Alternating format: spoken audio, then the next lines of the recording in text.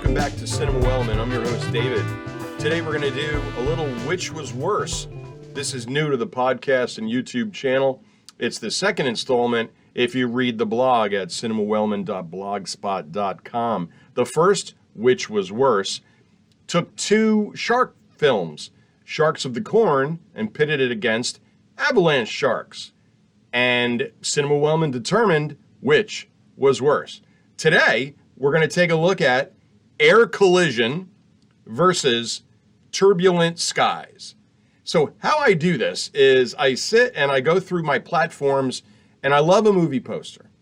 I love a movie poster, and I love that that is how all of the platforms tell us about what films they have on there. So all you do is go by, oh, that looks dreadful. Let me write that down. That looks just like that other film there. I'm going to write that down. And that's how I got this idea. So I saw the poster for Sharks of the Corn, and then Avalanche sharks coming up, toxic shark, virus shark. There are more shark films out there. I don't care what platform you have, look and just put in shark. It's absolutely stunning.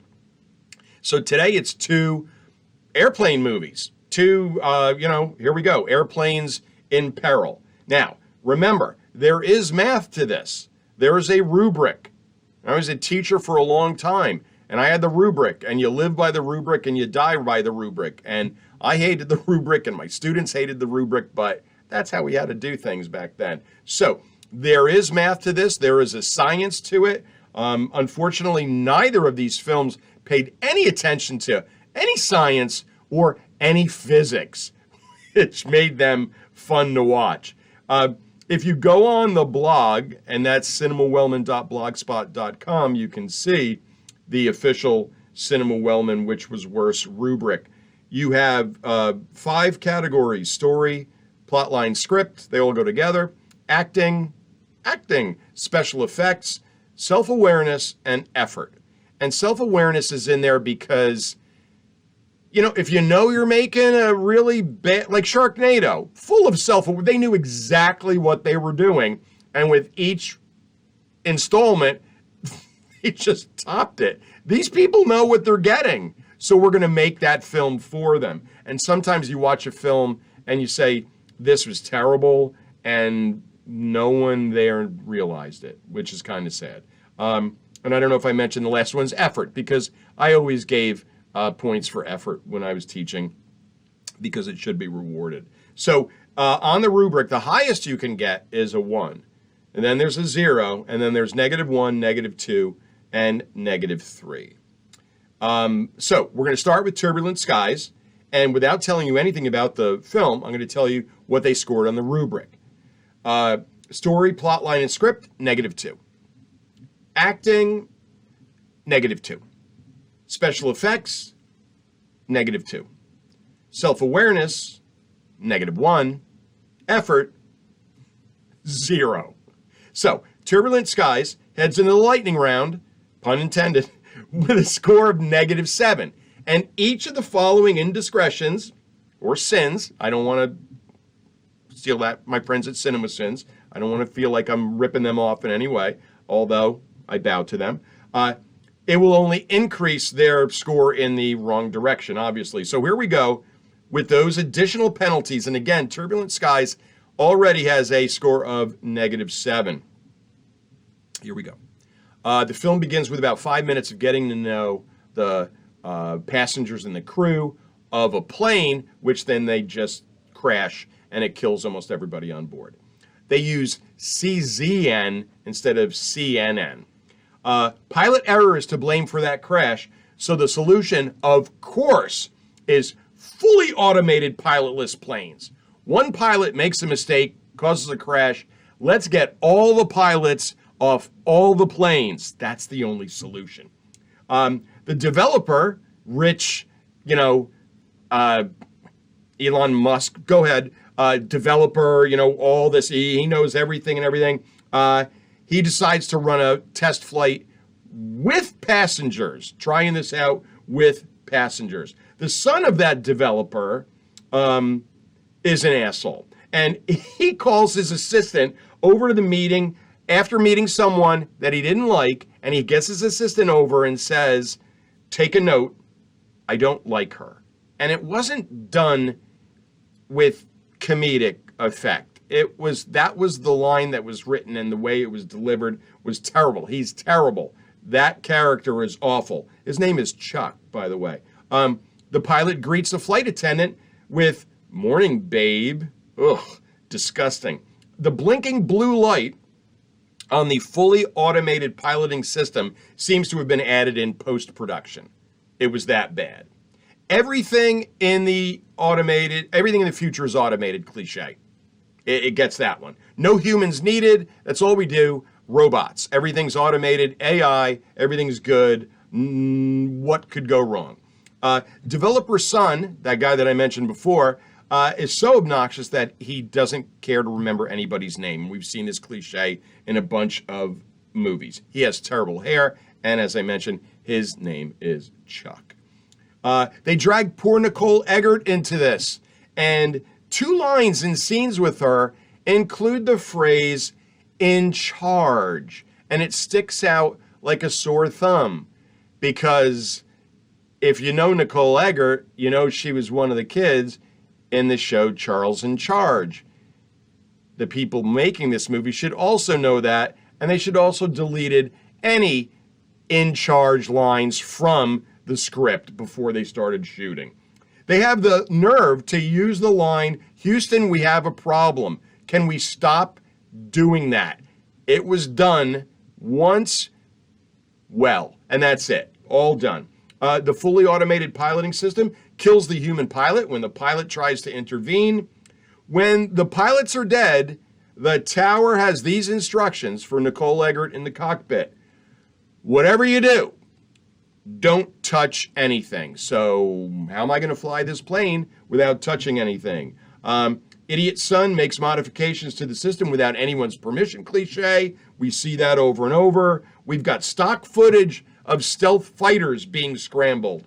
They couldn't even do that on their own or in special effects. They use stock footage. There is an executive decision style transfer. And you should know what I'm talking about. Executive decision, Kurt Russell, Steven Seagal. No? You should see it. It's quite a piece of cheese.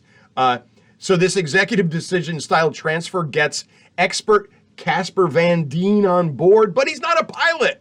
If you're going to put somebody on that plane, why don't we put a pilot on the plane? When he attempts to, yes, hot wire the plane, he reaches under, takes wires, and is hot wiring the plane. It shocks him, and his response is, it just tried to hurt me. Ooh, the acting in this, I tell you. And the last sin here is Nicole Eggert flies the plane. All right? So that's it for Turbulent Skies, which brings us to 2012's Air Collision. Here is the rubric. Story, plotline, script, -2. Acting, -1. Special effects, 0. Self-awareness, -2. Effort, 0. So, Air Collision heads into the lightning round with a score of -5. And remember, Turbulent Skies had -7 going into the lightning round. Let's see if they can rack up enough sins to pass Turbulent Skies on the way down. Fasten your seatbelts. Please return your tray tables to the upright position. Here we go. So, a solar storm wipes out all air traffic control. I'm not sure that that can happen in real life. Like Turbulent Skies, safer air travel can only be a reality with fully automated machines in charge. Like Charles. Charles in charge of... Have you ever seen that? If not, skip it. Next, ACAT, Satellite Network. It stands for Auto-Controlled Anti-Threat Program. So why isn't there a P at the end? Next, all satellites malfunction due to the solar storm, and they fall out of the sky. Whenever satellites malfunction, I guess they immediately plummet back to Earth. All the satellites are crashing into the Earth. Characters apparently are allowed to wander all over the place. There is caution tape surrounding satellite debris, and a character walks right and reaches over and picks up a piece of satellite and takes it with her. There are no humans around, but boy, they had a lot of caution tape. Next, Cleveland. They picked on Cleveland as the main city for this. Cleveland. Poor Reginald Van Jelsen got dragged into this. He was in Die Hard. He was in Die Hard 2. He was Carl Winslow in Family Matters, for goodness sake. And now he's doing this? We have a character that it's her first day at work. How many movies have we seen that in? Retire that one as well. There are lightning storms, solar flares, and weather anomalies all over the place, and yet they allow Air Force One to take off. The other airline's called Americana Blue Airlines. On Air Force One, a 20-something crew member makes the boast, "I know this plane better than anyone." Really? Really you do? You're 20. So when the satellites fall to Earth, they have the power of asteroids and they explode on contact, like blow up buildings. What exactly is in a satellite that makes it explode like that? I did not know that. I was wondering while watching this, did they show the cast airplane to show them how to react to an air crisis? Absolutely comical. Americana Blue hits a tower in Cleveland, keeps flying. A couple of direct quotes from the screenplay, from the script. "Without navigation, we're a crash waiting to happen." Are you telling me we're not in control of this plane? Yeah. I'm going to watch Airplane again, and it might be the same amount of laughs, I think. They want to show major end of days traffic. Think Deep Impact. Think of those films that showed the miles of people in their cars and the horns honking and everything. This film depicts the end of days traffic by showing 10 parked cars that are parked bumper to bumper on a country road and a character riding her bicycle in between them. And that's their end of days traffic jam. Does Air Force One have missiles? Because that would be cool. And in this movie, Air Force One has missiles. And they shoot down 2 F-16s that are scrambled in next to them. Comical destruction all around. I mean, poor Cleveland is being decimated in this. The onboard systems take control of Air Force One. They lock every single door. There's no way to do any kind of manual override with any of that. So the 2 pilots are in the cockpit. One of the pilots takes out his sidearm. And here is a quote. "Major, I don't want to fire my weapon in the cockpit any more than you want me to, but we have no choice." The pilot then fires off 10 rounds in the cockpit of Air Force One. And the door is shown later, totally undamaged. I don't know where those bullets went, but 10, I counted them on purpose. He fired off 10 rounds in the cockpit of Air Force One. A missile strikes Americana Blue and it keeps flying. So a missile hits this passenger airliner that's headed for the air collision with, Air Force One, because it's called air collision. The missile pierces the fuselage. Americana Blue does not explode. Then they double down and they show the passengers picking up the missile that has not exploded and manually throwing it out of the hole in the fuselage where said missile is then shown landing in Cleveland and destroying a building. Plug the hole in the fuselage with luggage. Then in a transfer attempt, once again, think executive decision, the First Lady is dangled below Air Force One. She's got a helper. The helper's holding on. The helper makes that Steven Seagal decision. Both of us can't make it.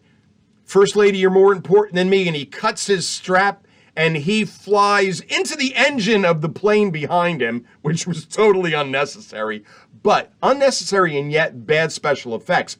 So now the First Lady is dangling below Air Force One. How fast do planes fly? In any event, POTUS then pulls her back to safety. She's dangling from a rope, and he does it with his bare hands. Have you ever held onto a rope before? This is just spiraling out of control. At one point, the two planes clip each other. Air Force One actually makes contact with Americana Blue, shears the roof off of Americana Blue. So Americana Blue's now a convertible. This is not a comedy. This is an action movie. Americana Blue now has no roof, and it's still flying. It then makes contact with two more hits buildings in Cleveland and hits another tower, and it is still flying, ladies and gentlemen. Next, pieces from an aviation museum are used to save the day. Tinfoil from a piece of chewing gum also saves the day. POTUS and his teenage daughter now fly Air Force One.